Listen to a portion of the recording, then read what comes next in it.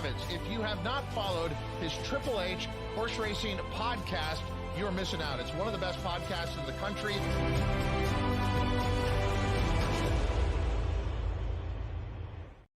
Good evening and welcome to episode 315 of the HHH Racing Podcast. I'm your proud host, Howard Kravitz. Thank you very much for watching our live show tonight as we are covering a huge day of racing in New York. It is CIGAR Mile Day with the CIGAR Mile and 3 other fantastic graded stakes. Please make sure you smash that subscribe button, the bottom right hand side of the screen.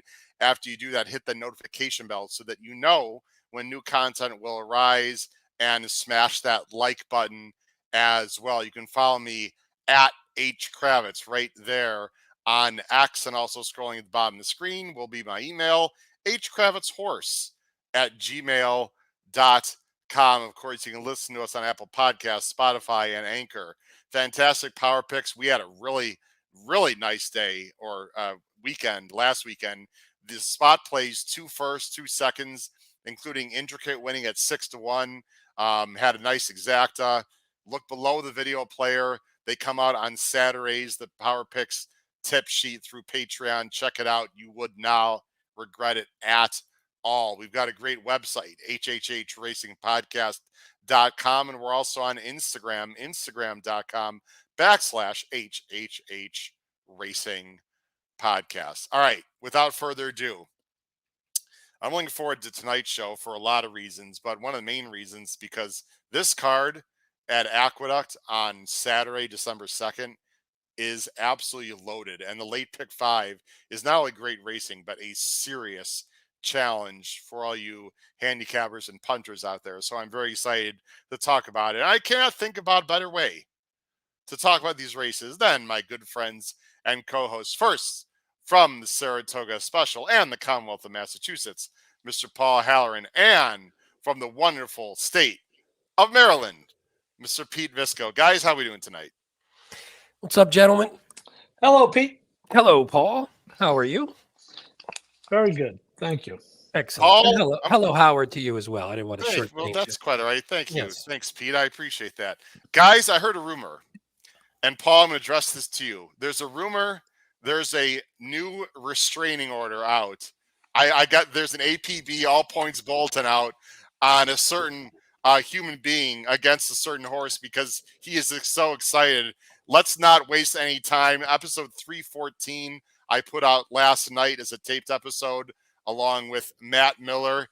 Gentlemen, there he is. And there is our bet coming up on the screen here in just a second. We have a Derby future horse in for $151,000. All 10 of us, Sierra Leone. Paul, how do you feel about it? It's a pretty exciting prospect. I think it's great. 150-1 is you need a big number in that pool. I don't know what we had last year, 65-1, and we got a lot of entertainment out of it. So that's good value. And if we're ever lucky enough to be on the road late in the game, the only thing I can promise all of our partners is you will not be getting anywhere near the horse.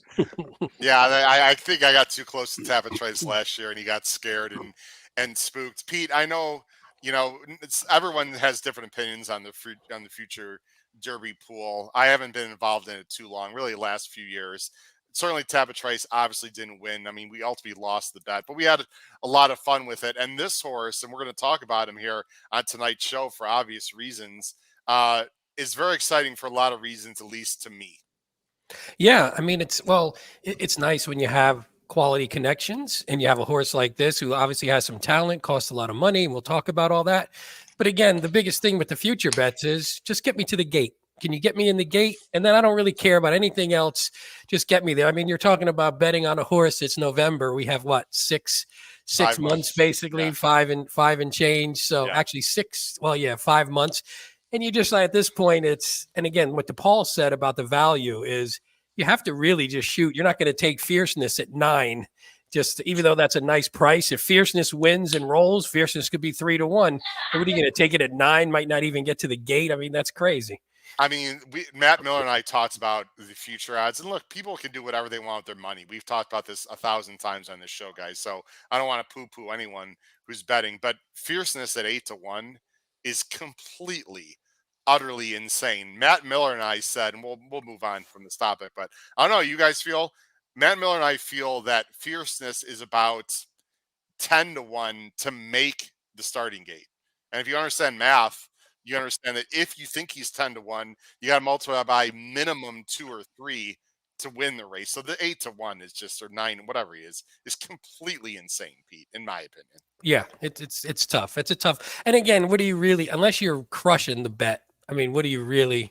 Are you really taking that chance at 9? Might as well take a shot. Especially, I don't think everyone's betting huge amounts. So if you're going to take a shot with a big crazy score. You could make money on fierceness when we get there. Try and do this to make a crazy score that you might not make for a little bit less money. The last thing I'll say before we move on to the pick 5, we got a lot of people watching today. Thank you very much. I just showed a bunch of comments below in the at the bottom of the video player. And please comment down below the video player about anything we're talking about today with Aqueduct, and especially watch episode 314 and comment down below the video player about how you feel of our future Derby bet. I will say this. I want to make sure this is very clear.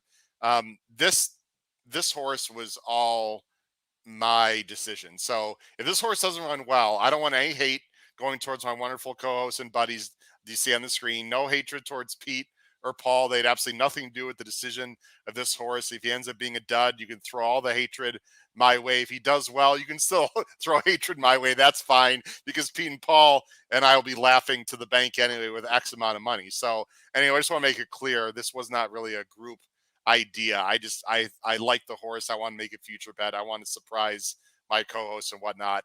And I'm glad, Paul and Pete, I'm glad you guys are in for the ride, because really, as much as the money would be amazing, just the whole journey with it and talking about the horse and watching him run. And hell, guys, he's in a stake race in career start number 2 that we're going to talk about.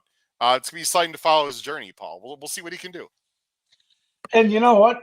It helps the winter go by for those of us who live in miserable winter places. No doubt about that. All right, guys, let's get into the pick 5. This pick 5. Wow, guys, I was handicapping the pick 5. I'm like, okay, this is the race that's, it has to stand out. No, this is the race that, I mean, every single race, guys, has multiple horses that can win. It's just really competitive, and I thought really difficult. It's nice to get back to New York, because New York, we've covered New York with a pick 6 carryover, but they've really had a little bit of a they haven't had any huge stake days recently, and this is like their big one they're going to have really until, I don't know, the Gotham in January or whatever. So it's going to be exciting to cover. So let's jump right in, guys, to the late pick 5 this Saturday. Again, we welcome any comments in the chat. I'll try to bring up as many as possible as I bring up the banner for race 6. And guys, here we go. Race 6 starts the late pick 5 on Saturday. It's an allowance race, 7 furlongs. Of course, everything is on the dirt now in New York. Purse is $90,000. You got a field of 10. The Moorline favors number 3. Overstep, New York bred, Pletcher, Irad. Paul, that's where you're going. Start us off. Yeah, and I'm not thrilled about the horse being the favorite. The layoff doesn't matter to me with Pletcher calling the shots. I just looking at just the pure speed numbers, and 92, if he progresses off that, which, you would have to think is a possibility. Irad back on board. Irad rode him the first 2. Again, not the type of horse I want to play to win as the favorite, but certainly as a straight A in the pick 5. This horse has got to be a little frustrating, Paul, for the connections, which is weird to say considering he's really good and he's 3 for 4 and he's won 171. They just can't keep this horse healthy, Paul. Yeah. I mean, he was really good in his 2-year-old year. Then he's off the 14 months or whatever it is. Runs really well, runs well again, but unfortunately he's been off since February. So I'm sure they'd love to keep this horse in training for longer periods of time. Who knows how good this horse could be? Yeah, I do have to think though, with the championship meet at Gulfstream starting tomorrow, and obviously Todd has a big presence down there. I gotta think this horse is sitting on go, ready to run if they're bringing him back in New York. You know, the, literally the day after Gulfstream opens. They've waited this long. It would have been easy to, to just. It's not like they're bringing them back for a New York bred stakes race. It's just an open allowance race. So I got a feeling this horse is ready to go. Guys, we got a lot of people excited about Sierra Leone and our bet. We got Paul Conlon from North Dakota. It says, I'll take $25 of that action here in North Dakota if anyone wants to part with it. And this is breaking news. Pete, I don't know if you know this, but Michael Austin said he's in for 50% of your 10%. Is that true? Well, not that I know of, but Uh-oh. Mike, we can work out an arrangement. I haven't seen the cash yet, so we'll have to work out an arrangement once I see the cash come in. PayPal, Venmo, whatever you need, Mike. All right. And Paul, you're going at the 5 in second. You got the 6 in third. Anything quick on Ocean's Reserve, Paul, before I go to Pete? Yeah, I just thought the 5 and 6 are both formidable here to be on the board. Again, both coming off good speed figures. The 5 is a New York bred, but has run a couple of very creditable races in open company. And the 6 jumped with a huge jump last time from a low level claiming up to a 100,000 allowance. I thought ran pretty well. It was in the slop, so some might say it was aided by the slop. But I think both of those horses are formidable. Pete, that's your top pick. Shouldn't Joe Rocco Jr. be riding this horse? By the way, that was one of the first things that came to mind with Rocco Strong for our good friend 10 Strike Racing and Marshall Graham. Boy, is this horse going really good right now. Pete, your top choice. I've got this one also on top. Yeah, we always talk about it on here when something changes that moves the horse forward, and you can see here after the claim, this horse is really just taken off a bit, and you can see even from a speed figure standpoint and a result standpoint. And you see the paired up buyer tops, lifetime buyer tops in the last two. A lot of times that leads to a move forward. I like that Carmouche has been on for all three of those sort of quality races. So he knows this horse really well. And then if you look at the last race, there's two for two next out winners came out of the last race with a 94 and an 88 buyer. Yeah, you can bring it up on the screen. And then if you look, the second place horse, Cascade, I guess, I don't know how to pronounce it, is actually running in the CIGAR. So it's coming back as quality. So that race has come back so far as quality. This horse, so it doesn't, maybe a loss on paper. It was in the slop, but that's a quality loss, at least based on what we've seen. So I think there's just a lot of things to like about this horse. And you're getting a pretty solid price if you can get it at 5-1. Pete's signature would be 2 to 5 in the spot. That's a really nice. Yeah, that's a nice horse. Yeah, who's going to be staked very soon. And Pete, whether you know it or not, from Michael Austin, Zell or Venmo. Oh, Zell works too. Yes. Boy, would I upcharge him, Pete. I would upcharge his ass. You make sure you get the money that you deserve. Just kidding, Michael. I like Rocco Strong for all the reasons. I have nothing to add, Pete. Obviously, the 3 is going to be tough, but I don't like these multiple layoffs. And I think Rocco Strong is going really well. And I'd be concerned about the class level, except for the last race you mentioned, where he ran against some good ones and the form fits and blah, blah, blah. I just want to mention one other horse before we move on, guys. Power Seeker is slow right now, but this is a horse that's claimed for Linda with Lascano. I mean, if anyone leaves these kind of horses off your ticket, I think it's a mistake. I fully realize, guys, Power Seeker, the number 2, has to improve a lot. But if this horse jumps up to a mid-80s or low 80s, it wouldn't surprise me at all. I'm going to use Power Seeker and many others defensively. But for me, guys, it's 3-6. Pete, I think you pretty much feel the same way overall. I actually had the 2 was my fourth A. I had 4 A's in this race, and that was my fourth one, so just missed for me. But I agree, and I saw some love for the 2 in the chat as well. So it seems like that's a popular one. Trish likes Power Seeker. It looks like. Okay. Well, if Trish likes Power Seeker, Paul, then I might as well just go to the windows right now. That's free money then, right? Astute, as Paul likes to say, a Trish Smith is for sure. Hey, Paul, do you remember this horse, Jeff Amster, at the bottom of the screen? Jeff said I gave up on Derby futures in '87 when I bet $20 on Demons Be Gone at 20-1. He DNF. That sounds like my kind of horse. I would bet him the next start for sure. Was he the favorite in the Derby? I'd have to look. Maybe. I don't know. That sounds right, doesn't it? I think so, think right? they bet the heck out of that horse in the Derby. All right. Paul will do some research. You only like it, Howard, if it came back with a nice zero buyer. So a DNF with a zero buyer, that's up your alley, right? That would have been your. Well, if he DNF'd, he got it. Yeah. Actually, they don't give them a buyer. They don't get a buyer. You like the nice zero. You like the round number on the form. Or a 2 or a 4 buyer is perfectly fine with me as well. Anything in single digits works just fine. Sure. Let's go on to race 7, guys. This one I think is a little more formful, but it's a really good race. And I find this race very, very interesting. There's you see our picks on the bottom of the screen. It's the Demoiselle. It's a grade 2. This is a one of 4 graded stakes they have in a row on this super card that Aqueduct always puts on in early December. It's a mile and the 1/8 for the 2-year-old girls. The purse is $250,000. It's a field of 9. There's a few New York breds, actually just one, actually 2 New York breds in the race. The Moorline favorite and a pretty heavy favorite is the number 3, Life Talk. Pletcher and Irad, if that name sounds familiar, it should, guys, because Life Talk was one of my price plays on Breeders' Cup weekend. And actually, she ran real well, guys. She was wide and ran a very good 4th. She ran so well, none of us have her on top. Paul, let's go to you first. Actually, both Pete and Paul have Vino Rouge for Dutro and Davis at 8-1. A nice price. Paul, I'm going to let you go first. What do you like about Vino Rouge? Oh, now I like the fact that my friend Pete likes him. I mean, now we're in sync. That's beautiful. Well, let me say this, and there's not a lot of data to back this up. So it's more hunch than anything. I think the 7 looks like a horse that could be a dominant 1-turn horse and might just be better at 1 turn.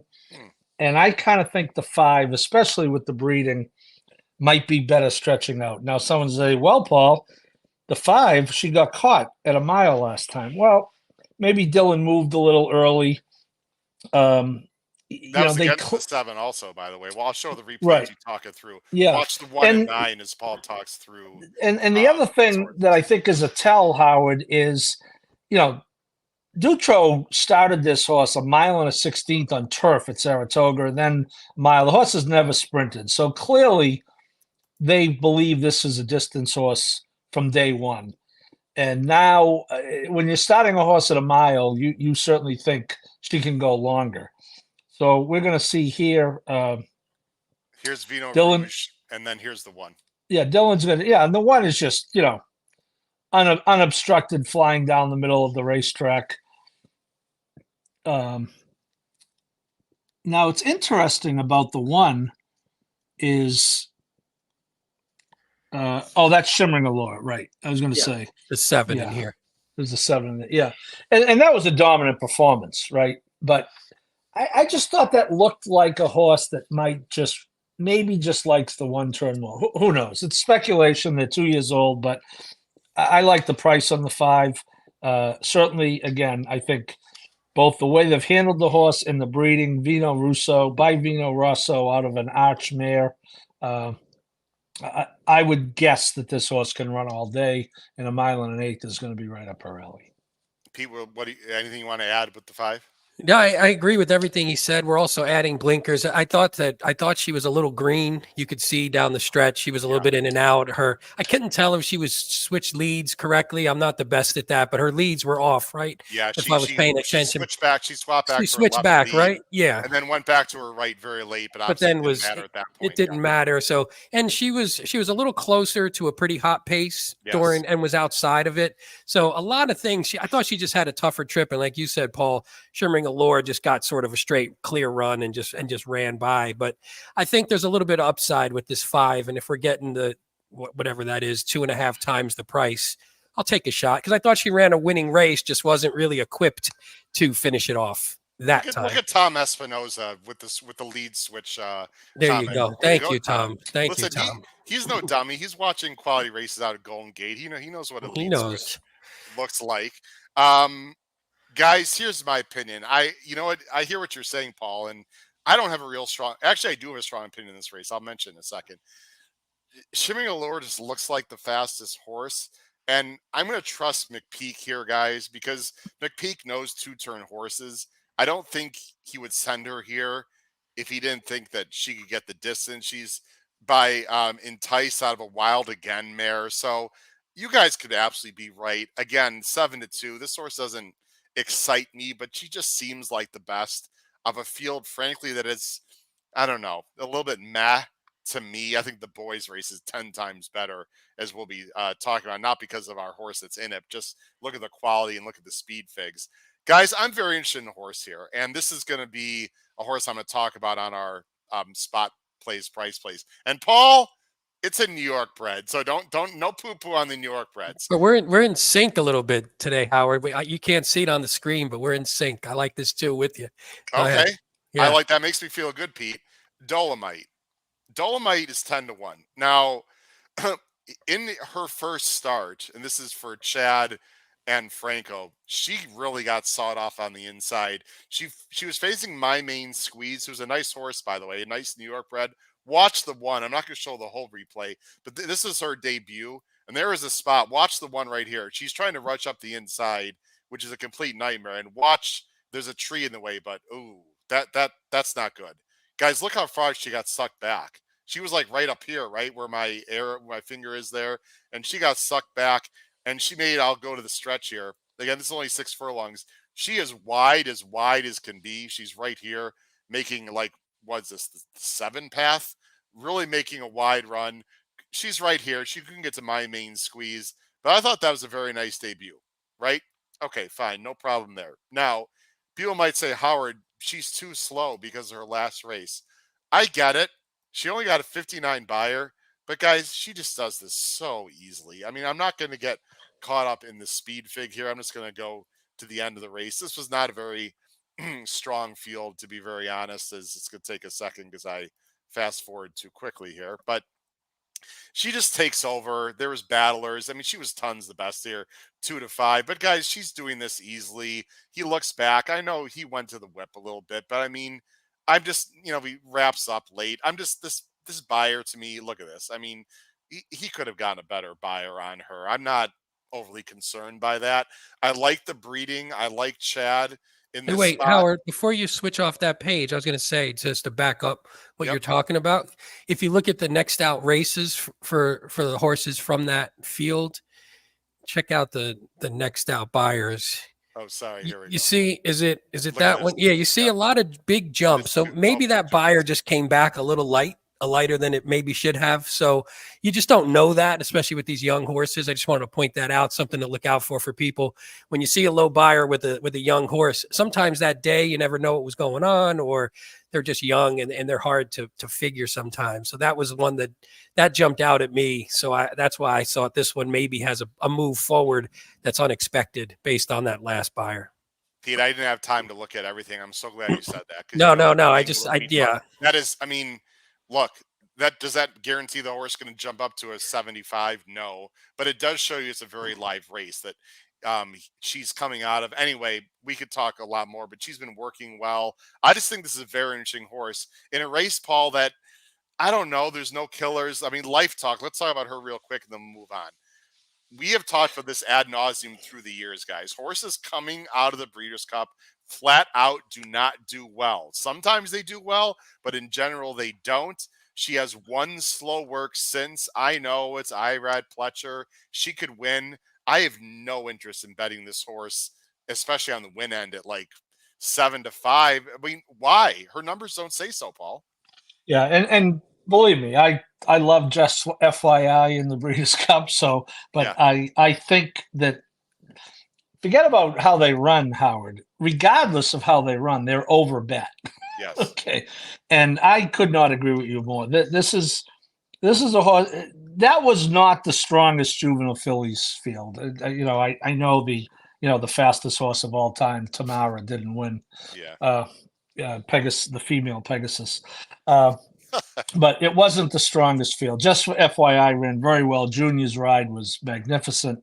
Yeah. But yeah, this is, again, The horse is going to be the favorite. This is a horse you're supposed to try to beat. I could not agree with my uncle anymore Well, in thank this you. race. I don't And think speaking Jody's of Pride bias, came back. Howard, Jody's Pride didn't come back very well at Churchill, did she? Now that I think I about it, let me don't look. think so. Speaking of I don't think bias, did you know that the 2024 Oh, she Kentucky Derby winner only ran a 71 in his first start?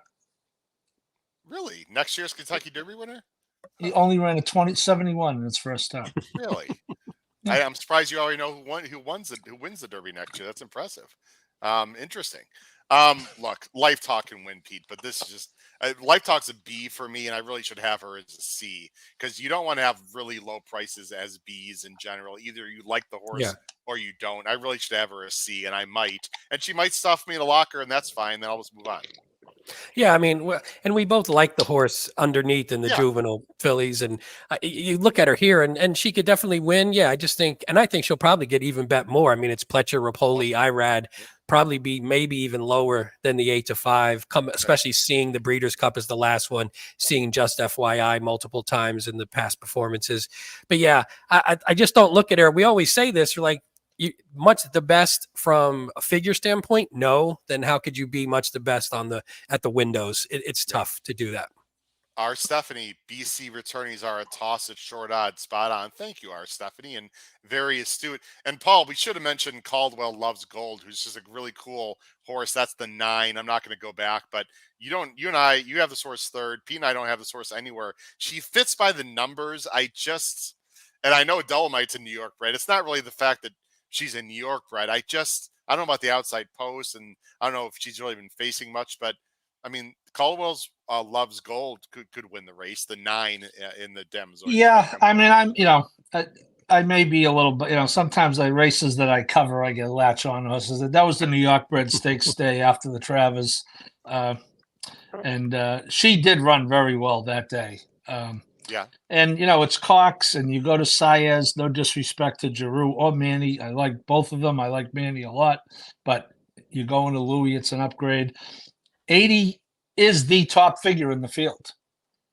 So for that reason, she becomes a B on my ticket just by default. Get it? Default, not default. I like that. Well, when Dolomite wins at 8-1 with an 82 buyer, then she'll have the highest buyer in the field after. By the way, our buddy Made in Focus, who I don't think is in the chat, sent me a message about Ringy Dingy, the 8, likes the 8 here. Yes. And that was a horse I actually had as sort of an A level, just looks like on figures a step below, but there was some stuff, if you watch that last race, was sort of nice closing. It was the chalk, so you don't know. The field was probably pretty weak, but closed into a slow pace and actually lost to Life Talk on debut, but was sitting off a really hot pace. So that was just another price to keep an eye on.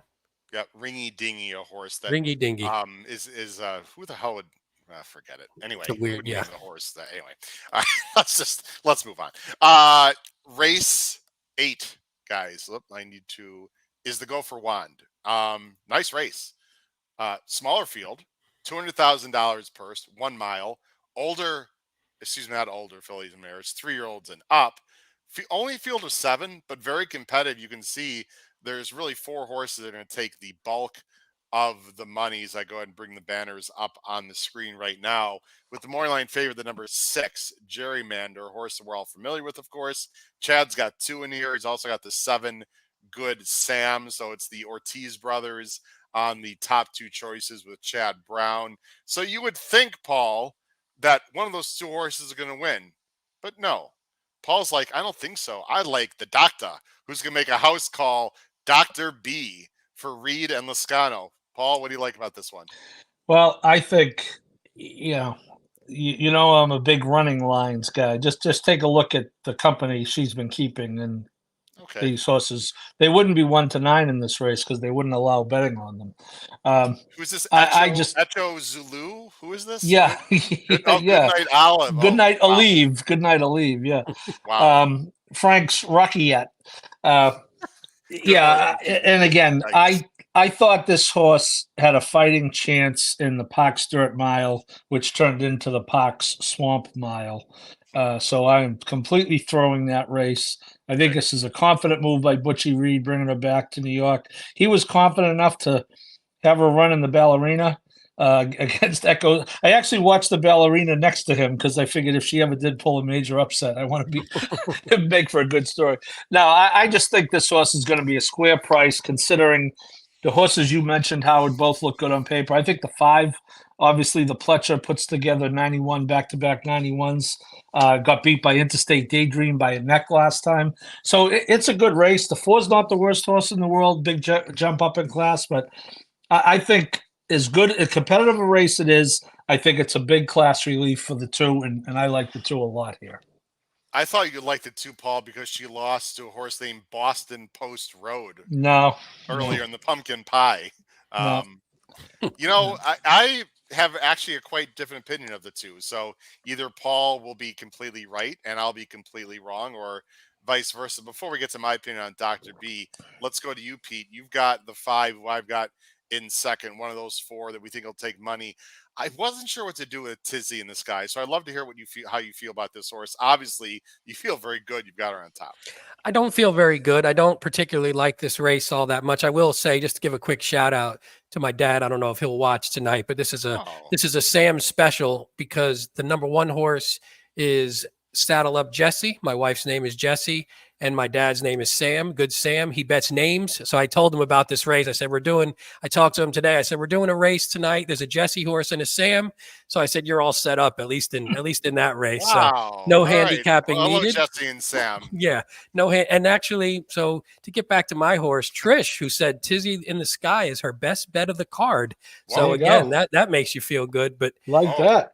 I didn't love the race, but I do think now Gerrymander is speed as well, sitting right outside of the 5. But if the 5, I think, can get the lead, and if Gerrymander doesn't, and the last 2 races show that Tizzy in the Sky is tough on the lead and has been doing it going longer and paired up those lifetime buyer tops, so maybe we do have a move forward. We have Saez, who will be aggressive. I think if we can get her on the lead, I think maybe the fact that she's cutting back will allow her to hold off some of these other horses who I just don't think are great. There's good horses in this race. I just don't love anyone. So I like taking a shot with a speed horse for once and rooting for the horse on the top. Used to be trained by Ray. I didn't notice that until on the bottom. Oh, yeah, all the way at the bottom. You know what? I didn't even notice that either, actually. You know what, Pete? This might be completely wrong, but I sort of feel like this horse's best chance is sitting just off. I don't think she's going to have the lead. I know you see a lot of 1s, but that's going a mile and 1/8. And earlier in her career, she was able to close. Now, I don't know if she can still do that or not, but you would think at a mile she could sit off a little bit. When I say close, I don't mean from. I guess the question is though, who's the other speed? I feel like the other speed is Gerrymander, so it depends on what they do with Gerrymander. I think Dr. B is going actually. You think Dr. B will go? Okay, well then that changes it a bit if Dr. B does go. I know the time form doesn't really suggest it necessarily, but she's got the inside post. It's a gut feeling. I could be wrong, but Venti, actually, she's not quick enough. There's a lot of speed in this race, so the pace complexion to me is weird, and because there's speed in the race and Gerrymander is gonna go for sure. I really like Good Sam here. For your father, Pete, I really like Good Sam. I understand that she hasn't run as many good races as the others. She's the fresh face. She's the up and comer. She won very well last time against 3 Rivers, who needed the Ohio, the Monongahela, and a lot of other, and the Allegheny, and still 3 Rivers couldn't hold off Good Sam. I just like everything about this horse. She's tactical. It's Irad. It's Chad.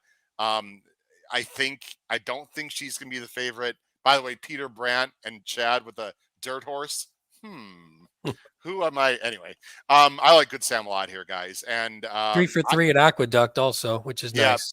The thing about Dr. B, Paul, and then we'll move on. And Pete, feel free to chime in on Dr. B. If you want to say the slop last time, fine. I mean, she ran in the mud. I know not every wet track is the same. She ran, it was a tough spot against Echo Zulu. It just feels like she's regressing, and she's not. I know she ran a 96.3 back, but that was 6 furlongs. I'm not sure a mile is her best, and I feel like she's regressing a little bit. Now, she has been rested up for this spot, but she's got a few things that are concerning me. Although, Paul, if she's 4-1, 9-2, then you're going to get a little bit of price. Either one of you, Peter, Paul. I'm not deterred by your pessimism. Pete, how do you feel? You don't have this horse in the Poo-pooing. podium. He doesn't care about your poo-pooing, Well, how do you? Howard, You obviously. got her third. I have the horse third. I'm in the middle of you two. So Okay. I think just from a class standpoint, she's hard to leave off because if she does run her best race, I think maybe her best race is better than everyone else's in the field, at least up till this point. So if you get a square price on her, she's hard to leave off Yeah. from that standpoint. But again, I just don't love the field. So I had like 5 of the horses on as A's when I first went through. So I didn't like anybody really. I liked everybody. Pete, how So, many A's do you have on your ticket? well, I told you how I do my thing. I go through and I give them an A, I B, or know. C, and then I like just a C. And this one, I just thought thought it was really even race, so nobody stood out to me. And I hear you. It is even race. There's a lot of horses can win. Yeah, Guys, this clearly is the race of the day for a lot of reasons. It's not the race of the day by the purse. It's the Cigar Mile. But I think for the three of us, frankly, it's probably the race of the day, or at least a race that we're going to be very, very interested. Let's bring it up on the screen right now. It is the Remsen. Always a fun race every year. It's a grade 2. It's $250,000 of the purse. Mile and eighth for 2-year-olds. It is a nice big field of 10. And the morning line favorite is Dornach for Gargan and Luis Saez, a horse that I'm actually a big fan of. I must say that I have bet a few times in his career. But there's a horse that, frankly, I'm a little surprised how low he is in the morning line from David Aragona. The number 7, Sierra Leone, is the second choice in this big field at 4-1 in the morning line, coming off a maiden win with only a 71 buyer. So, guys, here's the big question. Are we going with Sierra Leone? Are we going with our head, our heart, a combination both? I would say drum roll, please, but that's the 5 horse, so I can't say drum roll, please. Here we go. It is. There we go. 2 of us are going with Dornach, and Pete is going as with always, Sierra there's only one. The Leone. Italians are the only loyal ones, as always. It's always the full Italians who are loyal to, you jumped off Tapit Trice, you jumped off whoever else was it. You got to support our horse, man. Come on. Oh, well, I think we've already proven we're supporting our horse, but I'm talking anyway. from a karmic standpoint. I'm talking, Yeah, from we've a gotten karmic. supported. Let's get serious for a second. There are derby points on the line. I think it's 10, 5, 3, 2, or whatever. Not a lot. There's also points for the Oaks, I think, in the Demoiselle. Do you guys know that for a fact? I'm assuming, but I don't know. I don't actually know for a fact, I think actually. so. Okay. Sounds Anyway, right, though. Yeah. I would think there are some points here for the Derby. People might say that doesn't matter. It could matter. I mean, you never know. But let's talk about the Remsen. I thought this race, guys, came up pretty tough. I thought this was a pretty challenging race, much higher quality than the Demoiselle, in my opinion. There are no horses from the Breeders' Cup Juvenile in this race, but there's some nice up and comers. And Pete, I'm gonna let you go first with our horse, Sierra Leone. Now, I talked about Sierra Leone quite a bit in episode 314. Everyone should check that out. We watched the replay. We are going to obviously talk about him. He only got a 71 buyer, but Pete, as you know, and as Paul knows, horses can jump up a lot when they're 2. And you just look at the PPs of this race, you see, 75, 90, 81, 91, 72. I mean, these horses are all over the place because 2-year-olds are inconsistent. What is it you like about Sierra Leone in this race on Saturday? Excuse me. Well, from what you just said, I think is the mistake sometimes people make. We look at the horses and what they've done since, but Sierra Leone actually has the best debut buyer out of the field. If I'm looking at them all, if I zip through them quick, has the best debut buyer. So even the ones that have now running in the 80s or 90s or whatever, they didn't do that in their first start. These are horses that did that and they gradually improved. So this horse, if you see an improvement similar to some of the others, I mean, this is obviously a talented horse. We look at the connections. It's at a gun runner. So obviously the distance should be no concern. It's a $2.3 million purchase. So obviously a lot of people thought pretty highly about this horse. I guess the only big concern is whenever you have a horse coming off the pace, and I love off the pace horses, we're always at the mercy of a little bit of the pace in front of them. So that would be the concern, but I don't be concerned with the 71 buyer if you're looking at it at that standpoint, because I think there's definitely room to jump up from there. Pete, there are so many things I like, and you know how much of a visual handicapper I am. Yep. There's so many things I like about the 5 Sierra Leone. First of all, he got into trouble a few times, and you can see he got studied back. The move that I like the most, and I talked about it on episode 114, is coming up. And maybe I'm just, getting too excited, but he's in between horses here. He's like rushing up. There he gets studied back, which, by the way, was the second time. Now the jock is really asking. It's this move coming up in about 5 seconds, Pete, where he's behind horses and he's looking for a place to go. And he gets to the outside, but it was such like an abrupt athletic right here coming up right. I mean, that's such an abrupt athletic move. And then he sort of lugged in a little bit here, almost clipped heels right there. Oh, But once he gets himself straightened out, Pete, like right here, he's 4 lengths back. He blows by this field in hand. Easy, yeah. That was the most impressive part. Is just the ease here. Like you're running by like you have the best horse in the race. And again, if God forbid he could run straight the whole time in the stretch, it would have been even a lot easier. So everything you just said is what I like. And I didn't pick this horse because we bet it. I picked this horse because I think this one has some upside. And between me, I think it's this one and Door Knock. I think there's other quality in here, but I think those are the top 2 from my perspective. Paul, we have this horse in second, and I'm going to be very honest with everyone at home.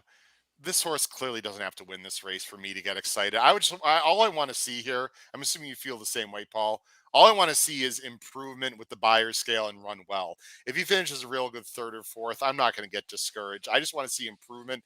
This is an awfully tough spot for a second-time starter going a mile and 1/8 in a big field, but that's why I love the horse. This is ultra confidence being sent out, the vibes by these connections, Paul, in my opinion. yeah. And Pete mentioned the sale price.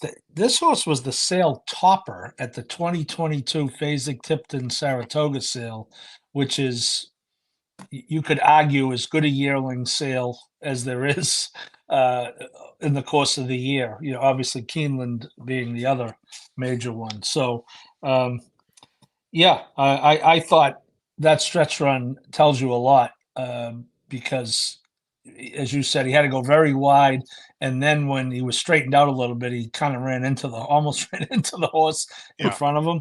Yeah, I think what you always want to see, and which I think it's typically a big handicapping angle, when you look at the Breeders' Cup Juvenile and Juvenile fillies, is you want to see horses who improve their speed figures when they're stretching out, and that's really ultimately more important than where they necessarily finish. But I do think you want to see improvement. Very reasonable to expect improvement in start number 2. Again, this horse is coming back in a month on start number 2, which is not a ton of rest, especially for Chad. So, I think Chad running this horse here is telling. And by the way, that this is Derby points. The other race is not an Oaks Point race. FYI. Guys, just FYI. Just FYI is running in this race? No. Oh, okay. Sorry, got confused. But yeah, so I think you want to see improvement. Interesting. Manny rode both of Chad's horses the last time. Ends up on the 2, but I don't look at that as a Manny pick. I look at that as a Chad pick. I don't think Chad is the type of guy who leaves it up to the jockeys. I got it stat, boys. Pete Visco, this is for you, my friend. I saw the same thing. I'm like, why would Manny jump off? In fact, we have comments in the chat from Sylvain and some other great people in the chat. Our Stephanie. Why? Guys, here's a stat. You ready for this? I looked up Chad Brown with Manny Franco and with Jose Ortiz in graded stakes on the dirt. Are you ready for this? Saw that one. Manny Franco graded stakes for Chad on the dirt only has 17 lifetime starts and is 6%. 6%. Jose Ortiz with Chad Brown on the dirt only graded stakes, 49 starts, 31%. Bam. This is his go-to guy. I'm not concerned at all. Not one bit. Agree. Yeah. Right? And again, I love Manny Franco, but if you were ranking jockeys, Jose Ortiz would be slightly in front of him. I mean, let's be honest. That's by the way, not at all. real quick, you mentioned about, when coming in his second career start, jumping right into his stakes.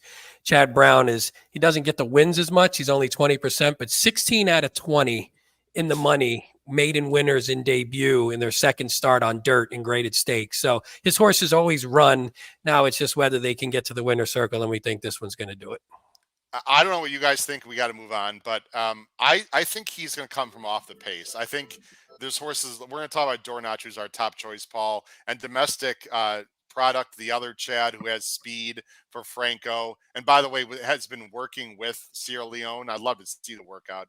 We were not going to be able to see it, but anyway, I think there's inside speed, guys. I think Sierra Leone is going to sit mid pack, or lay a little back and make one big run. That's my prediction. We'll see what happens. Paul, you and I are going with Dornach, and look, of course we want Sierra Leone to do well, but we have to be honest with the handicappers and with the bettors. I liked this horse a lot two back and should have got the job done against a pretty good horse and Noted. I love the way that he ran last time. It just feels like he's maturing at the right time, and I like his inside speed. I don't think he needs the lead, Paul, but he might have it anyway. Yeah, in fact, I have that replay playing right now, the sapling. That was an interesting trip, wasn't it? Yeah. It just, not necessarily a bad ride, or it was just an interesting trip. The horse was very wide on the back stretch. Ended up taking the passive, lead. Paul. I thought it was sort of passive ride, to be honest. It was kind of un-Kendrick like, wasn't it? Yeah, it really was. I just didn't like it. But anyway. But if you look at Noted looks like a better turf horse than a dirt horse. Right, I know. You came flying home in the Bourbon, but yeah, look at Gargan believes this horse is as good as any horse he's trained. He was saying that when the horse really hadn't run yet. And I believe he had taxed, right? He's had some good horses. He's a good trainer. This horse was only 19-1 in the Derby pool that just closed. Yeah. So again, we know who's going to be better come next May, Howard. But we're talking about this Saturday. Yeah. So I think this Saturday, Dornach is my top pick. Yeah, I like Dornach too. And I'm surprised you guys don't have Moonlight anywhere. We could talk about this race for a long time, but we're not going to. I think Moonlight's interesting for Pletcher, sort of regressed to Churchill in the street sense, but I think has every right to improve and should set a nice trip for IRAD, cost $285, blah, blah, blah. Anyway, guys, it's a great race. There's a lot of speed. There's a lot of contenders. I think we all just want Sierra Leone to run well, right? I mean, he doesn't have to win, clearly. Come back healthy, run well. I'm assuming Paul and Pete is going to ship down to Payson or wherever. Chad Payson? Yeah. Is he Chad Payson or is it Palmetto? I think he's at Palmetto. Palmetto, okay. But I'm not sure. Guess who's going to be in Palmetto? Oh, wait, I shouldn't say. Anyway, okay, we don't want the horse police out there not letting me into Palmettos in a month from now. All right, guys, let's talk about should be a great race. Let's go on to the last race. How about a great race? Whoa. This year's Cigar Mile, which Paul's downgraded to a grade 2, which I'm sure you like to talk about for a long time, but that's for another time, doesn't have like superstars. But like every horse in this race, guys, is like 94, 95, 96, 97, 96. This is a very difficult handicapping puzzle. You can go a lot of different ways. There's our picks on the bottom of the screen. Pete and Paul, there they are. Simpatico with Accreditive on the outside. I'm going with some closers. I'm going with Senor Buscador on the inside. Pete, I'm going to let you talk first as I bring up, at least try to bring up. Here we go. Let me fast forward. Cigar Mile, grade 2, $500,000. Of course, they're going a mile. It's one turn. It's a big field of 12 and a very competitive field. Morning favorite is the 3, Senor Buscador at 7-2. You and Paul are going with Accretive, I think it's pronounced, for Chad, who's got 3 in this race. This one is ridden by IRAD, 4-1 Morning. Yeah, let's get the Chad Brown late double to close out the pick 5. I'll take that for sure. Yeah, I don't have an overly complicated analysis here. I think this horse in 2023 has just been steadily improving, and I like that last race more than maybe it looks on paper. Thought he was stuck wide the whole trip and the whole trip, Ever So Mischievous had a much better trip, and Dr. Ardito just sort of got a clear run late and was closing like a freight train. It was really impressive. But I thought Accretive got the worst of it and was the favorite in that race. A substantial, at least it was a pretty bet down, pretty good. You see there, 8-5. Let's So talk it through, Pete. The two is Ever So Mischievous. The 5 is back here, Dr. Dito. And you Here's see the three, Accretive in a comfortable spot, but in like the 4 path. But in the 4 path, and then winds up having to swing wider. And again, when you're trying to chase down Ever So Mischievous, who's a good horse, and I thought got the jump, I think that's going to make it a little bit more difficult for Accretive. I think this time, if we can work out a little bit of a better trip, and Irad can keep this horse, maybe save a little bit more ground early, then I think we can turn the tables. And I just think this is a talented horse who has been showing that talent. And you see 2 back was the loss to Cody's Wish in the Vosburg. So that's impressive as well. So you see there, definitely lost ground on the turn, just sort of swinging wide, and then was coming and flattened out just a touch, I think, at the end and couldn't get there. But I think we can get a better race this time if we save just a touch more ground. And Film Star's a nice horse, the 4, by the way, who was in the was in with what the was Churchill that? race. Last week, right? Clark. Yeah. Yeah. Pete, this is why I love this show so much and talking to you guys and everything, because I couldn't disagree with you more about the trip.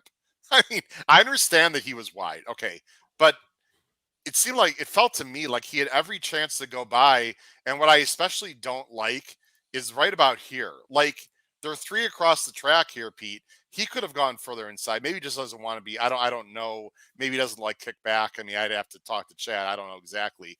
But like Paul right here, and you've got him on top 2, so maybe I'm wrong. But there are 3 across the track, and he's just sitting there getting a great trip, and then he hung late and didn't go by. I mean, wasn't he supposed to get the job done here?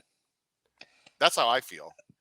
Perhaps. I think it was an overconfident ride by Irad, to be honest with you, Howard. He's starting to ask here, but he's not really into him yet. He's going to get into him right. He shakes the reins right there. Yeah, he did flatten out a little bit, but I'd be interested to see the thorograph, which I don't typically use, but I would think that, that was a pretty wide trip. I think he gets a different trip in this race. I like the fact that he's starting outside of virtually all the other speed, other than the 12 Pipeline, who's really marooned out there. So I see the argument against him without question, but I do think I think that race was okay, and I think the horses he lost to are okay. I think we'll find out. Ever So Mischievous is right here, right in this race, and 4 out of 6 wins, 6 out of so it's a good race, and don't get me started on the grade 2 nonsense, because that's just moronic. But that's another story for another day. Our Stephanie thinks that he hung badly. There you go, our Stephanie. I agree with you. Well, also sometimes horses hang, but that doesn't mean they're going to hang next time as well. And some people like to cuddle up to the host, quite frankly. Yeah, that's true. Also, that's fine with me.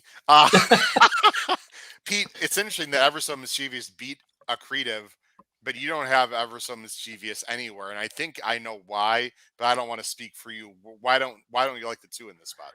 No, I don't not like the 2 by any stretch. I just thought, again, when we're picking the top 3, you have to leave somebody off. And I sort of wanted to go with some of the other horses. As you always joke, I did have Ever So Mischievous as an A when I first went through, and I don't see how you can't. I mean, he is in just stupendous form right now. I mean, the form is great. He's improving every single, you look just from a buyer standpoint, he improves every single race.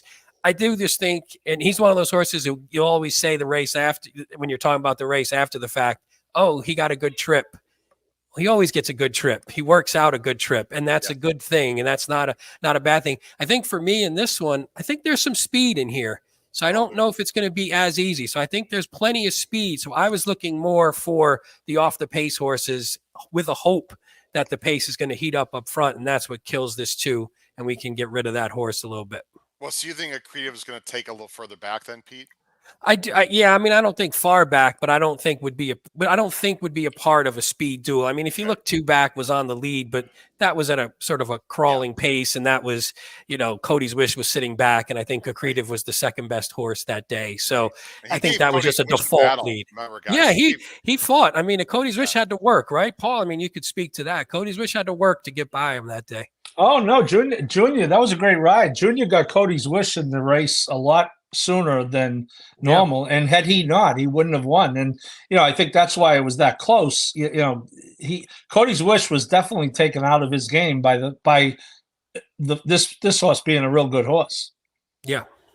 What is it you like about Hoist the Gold? This is a horse that, boy, he's been up and down, but one thing is clear: he just does not run well out west, but does much better in the east and the Midwest. And it's Johnny V on a price for Dallas Stewart. He's going to get a clean trip. At least he's going to be on the outside. I don't know what to do with him. This is a tough call for me. I had an idea that I thought, for some reason, I thought you liked this horse. Usually I thought you might sneak this one in as well, because I thought in the past maybe you've liked this horse. I'm not sure about the mile, to be honest. But my biggest thing was this horse is really good at 7 furlongs. Mm-hmm. And I think this race, the mile out of the chute, the one turn, can play a little closer to 7 than maybe some other mile would. Obviously, if it was a 2-turn mile, that would maybe be it. So I looked at it and go, okay, if this horse just doesn't mind the extra stretch out, and again, has 2 races at a mile, but one was in the Met against Cody's Wish and Zandon and was there early on a hot pace and then died. But again, wasn't winning that race. This is a lot less quality than that. And then you look at the last one, it's the Breeders' Cup, probably shouldn't even have been in the Breeders' Cup Sprint. And, was just outclassed. But I think this one could sneak up and, again, can sit off the pace just a bit, but is tactical enough not to be too far back, but hopefully can be close without being, I think from this post won't be near the lead, would be a little bit off. I just think maybe you get point that out. I didn't mention it. The works have been excellent. You don't see horses coming out of the Breeders' Cup with bullet works, Pete. Yeah. So I do like this, that he's feeling good, because that's what I like. For example, the filly, I'm drawing a blank. Who's the Pletcher filly? We don't like the Life Talk. Well. Yeah, Life Talk. It has like one slow work. I'm not saying Pletcher doesn't have the horse ready, but the fact that this horse has worked quickly back, I do like that a lot. And had two strong works since the Breeders' Cup. And so like you said, just seems fit. And maybe that's what they're thinking. Like, this horse is still fit. Let's get him out there and see if we can't take down whatever the purse is for this race. Might as well give it a shot. Paul, before I talk about my choices and we go through our pick 5 and the show, what a cool story this would be. Coastal Mission, the West Virginia bred for Jeff Runco. And you know what? Don't sleep on this horse, because people are like, oh, this is a West Virginia bred. He's faced open company many times, and his buyers fit. Now, this is from the rail. It's a tough spot, blah, blah, blah. I'm rooting for this horse. I'm not going to use him very strongly, but I think this would be really cool if Coastal Mission runs well. Paul, you need a last minute rainstorm for this horse, right, Paul? We need a last minute. You know how 6 on the wet. You know how hard I tried to pick this horse on top, Howard. You know how badly I wanted to pick this horse on time. I didn't, because I was a little concerned with the Laurel restricted stakes race, where he did not run well at all. That's the last venture outside of Charlestown. Did win an optional claimer at Laurel back in February of 22. I've talked to Jeff Runco many times. He's the top guy at Charlestown. I would, it's a confident move sending this horse to this race. And look, I certainly will have this horse. Don't get me. I picked him 3rd. I'll have him as a B or C in the pick 5, and if he wins the race, I will cash. I can assure you of that, because I'm not getting beat by a West Virginia bred. Again, I think the rail isn't ideal, as you so astutely pointed out, Howard. But again, he's going to be more than 12-1, I think, with this field, despite all his ones. So he might be. Guys, here's my feeling. And you can tell by my picks my feeling. I'm very happy taking speed horses in any race and wiring fields. I enjoy doing that. It just feels like there's a lot of speed in here, guys. I mean, every time we say this, someone wires the field, but if there's not at least an honest pace in here, then I don't know what the hell these guys are doing. I mean, the 1 has to go. The 2 is not slow. Uh, the 4 for Chad, I think is very fast, at least on paper, right? Uh, Awfully cool has I don't like in this race, although has figs that fit, but he knows one way. The Accretive won't be on the lead, but will be more forward, I think. Hoist the Gold won't be that far back. What is Pipeline gonna do? Not go? I mean, guys, it just doesn't feel like there's a lot of closers in here. And so that's why I'm taking the closers. And I don't like the price on Senior Buscador. I would not bet this horse at 7-2 at all.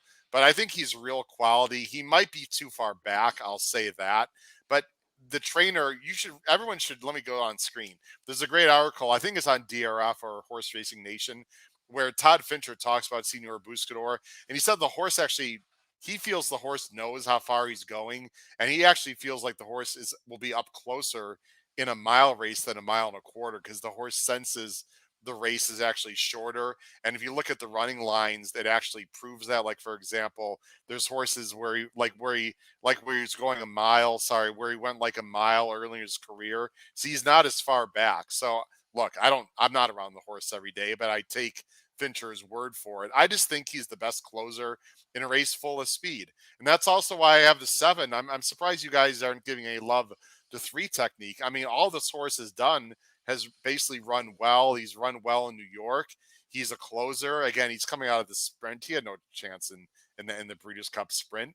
This is also a good closer for Castellano, who last time I checked is having a pretty damn good year. I just think a closer can win this race. I think the best speed horse is the number 2.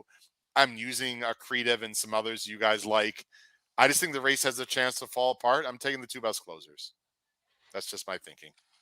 Thoughts? You rewind the tape 20 minutes till when Howard talked about overbet horses coming out of the Breeders' Cup.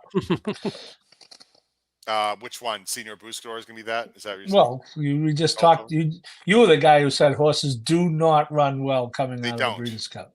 They don't, but they're not all of them. There's exceptions. I before E, except after C. Look, I am being a bit hypocritical. There's no doubt about it. It just and Paul caught me. Arrest me, horse racing fans. I just Paul just feels like, By the way, usually we've seen horses come back like a week earlier. This is a full month. I just want to point that out. It just feels like the race can fall apart. I could be completely wrong. No, I think the horse is pretty good, actually. I think fair to point out what I said earlier. You're absolutely fair to say. I think that they should consider taking action against the connections of 3 Technique for entering in the Breeders' Cup sprint. I mean, how ridiculous a placement was that? Elite Power, Gunite, Nakatomi, the horse that I needed to run second, the Dr. Shivel, another West Coast overrated, overbet, underperforming horse. This horse had no. I will give you that horse. This horse is very consistent. Of course, remember, originally owned by Coach Parcells, hence the name 3 Technique, and trained originally by Jeremiah Engelhardt. This horse, if you go deep enough into the PPs, I believe was claimed, right? Am I correct about that, Uncle? I could look. I believe I am. Now Come on, you're Uncle. Force me to go to show all lines. Now you're going to Uncle claimed on November 28th of 21. Yes. Yeah, this is. I mean, look at this: 180,000. Howard and wins. Ever finds a way to win this race goes over $1 million. In fact, runs second in this race. I think goes over $1 million. So really cool. No, I think Senior Buscador is a good horse. I honestly do, and I can't argue with your thinking as far as the way the race is going to be run. So. We'll see. He maybe the one turn hits him right between the eyes to Todd Fincher's point. Todd Fincher can train. He's kind of a New Mexico guy, but he can train a good horse. As ever, this horse won the San Diego this year. So I always thought he was better. Like I had the note that was an old note from prior races was I just think this horse is better at 8.5 down, as opposed to where they keep stretching him out. So I agree with you. I think maybe he's one of those who his kick is more effective, a little bit shorter and going longer, just can't get that kick going. But I mean, I have the horse third. It's just he tends to sometimes leave himself a little too much to do. So we'll see. And again, but if there's a pace meltdown, I'm with you. It's just that that price is hard to swallow if you were betting on the win end for a horse that doesn't love to win sometimes. Yeah. When we do our pick fives, Howard, you'll see why this is why I'm 5 deep in the race. All this talk. Me too. Yeah, me too. Listen, it's such a misnomer that Senor Buscador wants a mile and a half. No, he doesn't. He might be unbelievable Saturday into a fast pace, closing like a train, going 1 mile. We'll have to see. Pick 5 time tickets, guys. Who wants to go first? I don't think I've done that any time with you guys. Who's going first? You could go first. You can go first if you want. If you don't think your ticket is you've that never done that. Well, thank you for the invitation. I think I will go first. All right. Here is the pick 5 ticket, and I'm going first, everyone. So here we go, which is good. Let's get the bad one out of the way, then we can show the good pick 5 tickets. Here we go. My pick 5, I'm going 3-6 with 2-7 with 2-5-6-7 with 2-3-4 5-7-10 with 3-7. My 2 closers on the end, $96. My confidence level of this pick 5 that you see on the bottom of the screen, not real high. It's a very tough sequence. I feel okay about the first 2 legs, and then it gets tricky, even though the first leg and third leg I feel good about. The second race, hopefully 2-7 is going to get the job done. I have to go deep in the Remsen, guys. I just think it's a lot of 2-year-olds who are yin-yang up and down. I really don't have a lot of confidence there. And I'm going with the 2 closers on the end. Obviously, I'm going to use more horses in the CIGAR than what people see on the screen. I'll be playing an ABC. But I can't, got to spend a ticket under 100 per my own rules. And so I'm going to go 2 closers and hope. That's my ticket right there, $96. Pete, let's go with you next. Here's Pete's pick 5. 3-6 with 3-5-7 with 5-7 with 2-3-7 with 2-3-5 10-11 for $90. Interesting. Pete's deepest race is the last one, the CIGAR. Pete? Yeah, it's funny when you watch a handicapping show, the thing you don't want to hear is, I don't really like my ticket, but I'm in the same boat. I didn't love the ticket because I was just leaving off a few horses that I really would want on the ticket. And again, in my real ticket, I would have it, but to stay under the number. So in the first leg, I'm with you. I kind of like the 3-6. I think they're strong. I think there's other horses that obviously can win, but I was happy with that one. I wanted to go a little deeper. I left Dolomite off, who we talked about, just from that was actually my final cut was Dolomite to get under the 100. But I went 3 deep in there anyway. I left Life Talk on instead, went with the chalk because I didn't want to look like I'm just tossing the chalk. The next one, I went with Tizzy in the Sky and Good Sam.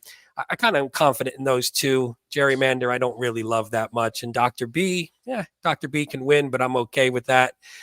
In the Remsen, Sierra Leone, our horse, Dornoch, and we didn't talk about the 2, one of the other Chad's domestic product. I like that horse. Only one in the race who has a win going 1 mile and an eighth already. So that's usually something was 10-1 morning line. I'm not sure if you'll get that, but a Chad Brown at a price with a horse who's already gone 9 furlongs, I'll take that.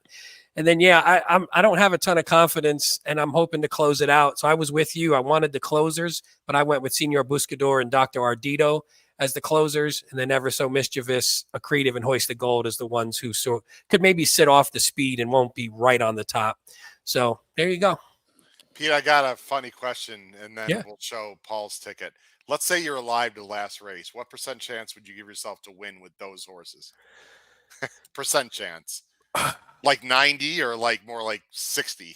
No, I would go high. I would go probably in my mind, which is always wrong. Yeah, I would go probably I'd be feeling pretty good. I probably have like an 80% chance to win this thing. Cause I think 3 Technique generally doesn't beat quality fields. He beats lesser fields. This isn't the greatest field, but I think it's okay.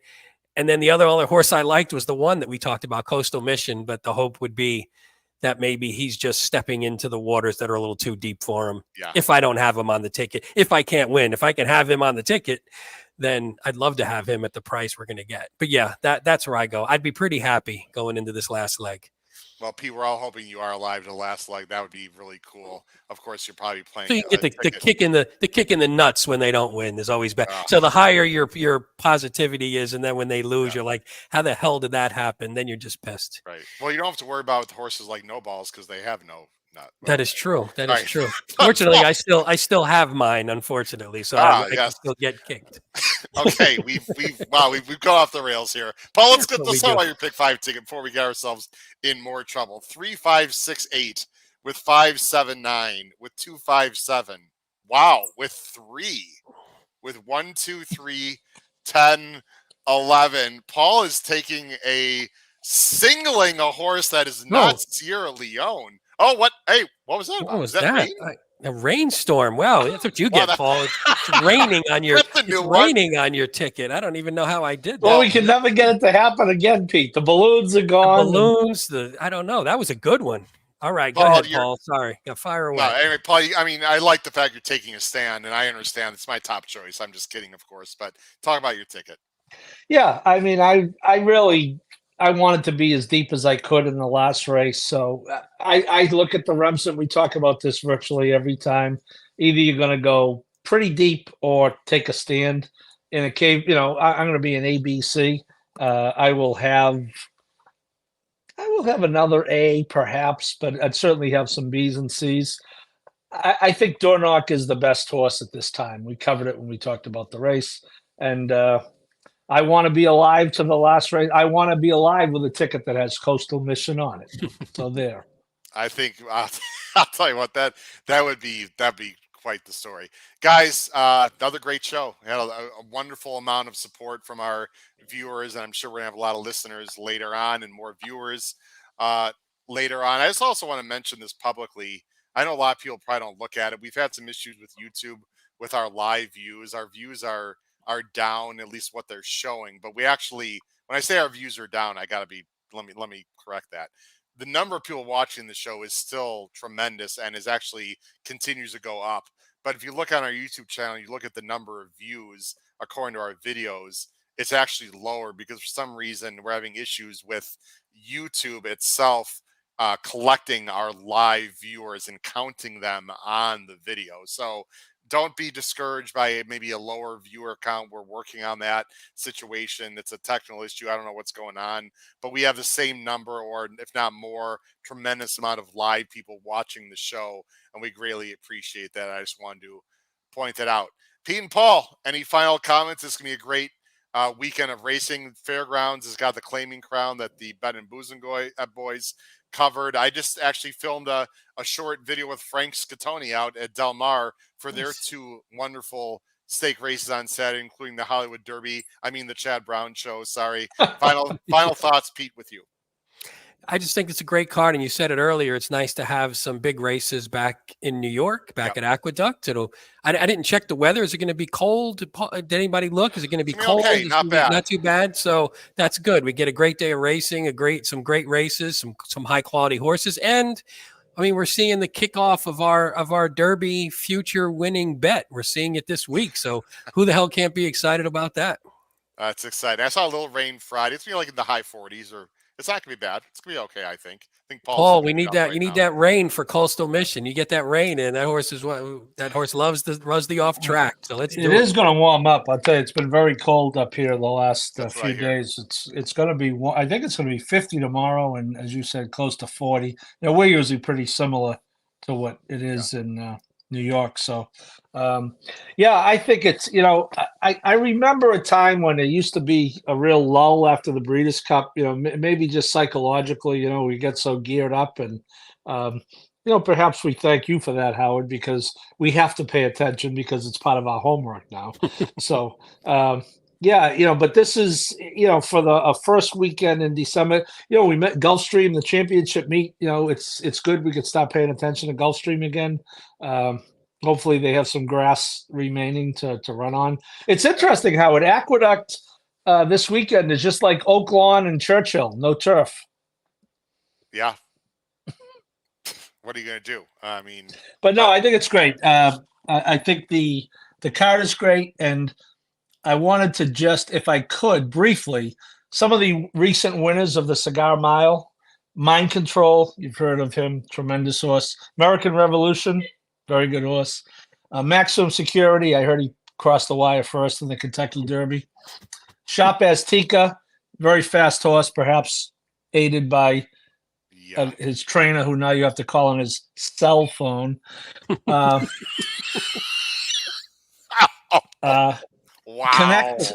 Connect, who's become a real good stud. Tonalist, Belmont Stakes winner. Yeah. Flat Out. So, I don't want to belabor the point, but it's a grade 2 race in name only. And it's a great, we know this. It is a great betting race this weekend. And I like it's nice to end the card, Howard, with that. Even though it's a wide open race and we agree, isn't it better than saying, oh, it's a maiden claimer turf sprint that we have no idea who the hell they're going to bet? And so at least you're betting stakes horses to end it, Howard. I much rather have a very difficult sequence that's, a bunch of stake race than anything else. And we should mention Gulfstream. It starts their championship meet on Friday. The wonderful good friend of mine in front of the show, Matt Bernier, will be down there for the entire Gulfstream meet. Guys, the turf course looks great down there. And they are also copying our good friend Jim Goodman at Keeneland. And they will have a $1 all turf pick 3 at Gulfstream, guys, this meet as well. So anyway, it's gonna be a lot of fun, a lot of great racing as we go into the holiday season. For my wonderful co-hosts Paul Halloran and Pete Visco, this has been your host Howard Kravitz. My bad, Pete. Episode 315 of the HHH Racing Podcast. It's very simple. Sierra Leone, just run well for the next 5 months, and then win the 2024 Kentucky Derby. Crush your bets, everyone, at Aqueduct this Saturday. Take care. Have a great night. Bye-bye.